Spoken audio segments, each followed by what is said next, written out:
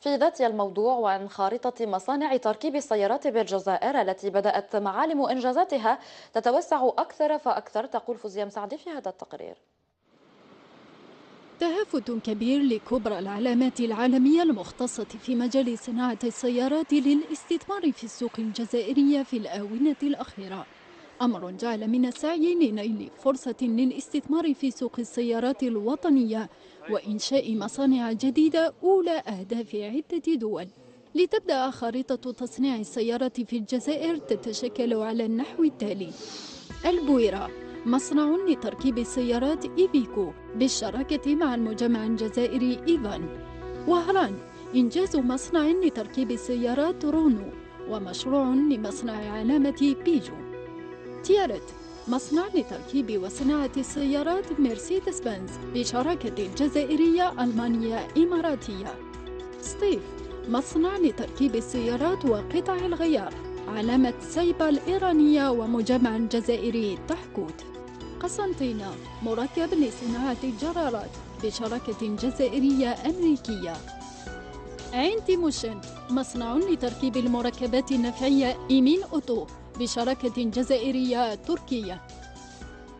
إضافة لما سبق، تعتزم علامات أخرى دخول السوق الجزائرية على غرار علامة طاطا الهندية وخضر الإيرانية في انتظار علامات أخرى في المستقبل. هي إذن خارطة صناعة السيارات في الجزائر بدأت تتسع في ظل التسهيلات التي جاء بها دفتر الشروط الجديد لوزارة الصناعة، لكن جميعها تبقى عبارة عن مشاريع تركيب في انتظار السيارة الجزائرية تصميما وتركيبا يوما ما.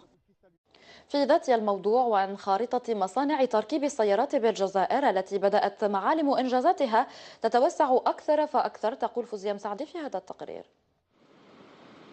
تهافت كبير لكبرى العلامات العالمية المختصة في مجال صناعة السيارات.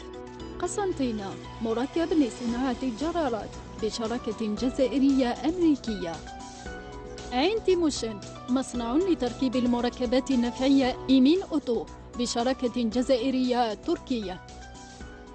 في الجزائر تتشكل على النحو التالي: البويرة، مصنع لتركيب السيارات إيفيكو بالشراكة مع المجمع الجزائري إيفان.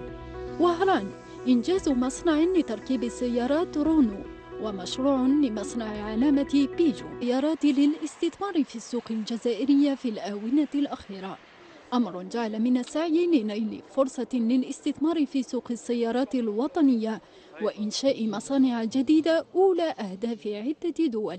لتبدأ خارطة تصنيع السيارات في تيارت، مصنع لتركيب وصناعة السيارات مرسيدس بنز بشراكة جزائرية ألمانية إماراتية. ستيف، مصنع لتركيب السيارات وقطع الغيار علامة سايبا الإيرانية ومجمع جزائري تحكوت.